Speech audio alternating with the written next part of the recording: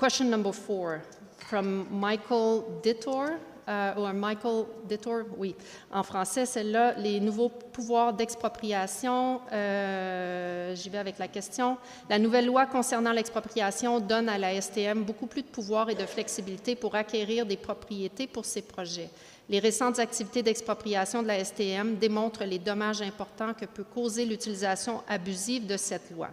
La STM aimerait même voir ses pouvoirs d'expropriation augmenter pour permettre l'expropriation, non seulement pour des projets d'infrastructure, mais aussi pour le développement résidentiel axé sur le transport en commun.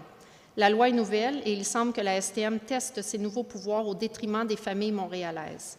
Particulièrement dans le contexte de la crise du logement, le Conseil d'agglomération peut-il s'engager à protéger les propriétaires montréalais des dommages importants que l'application de ces nouvelles règles d'expropriation peut causer? Monsieur Baudry. Oui, merci beaucoup pour votre question. Tout d'abord, vous l'avez indiqué dans votre question, M. Dittor, c'est le législateur qui décide des critères et des balises qui suivent pour tout projet d'expropriation.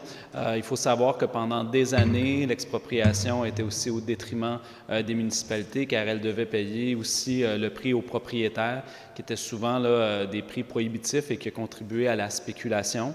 Par cette nouvelle législation-là, le gouvernement du Québec a voulu trouver une forme de rééquilibrage. Bien entendu, il doit se faire avec des balises et les municipalités et tous les niveaux de conseil municipal, conseil d'arrondissement ou les différentes parties prenantes attachées au conseil municipal, au conseil d'arrondissement, eux aussi doivent suivre ces balises-là. Et d'ailleurs, ça peut avoir une contribution également sur la crise du logement, nous permettant d'avoir une expropriation qui permet de développer du logement social.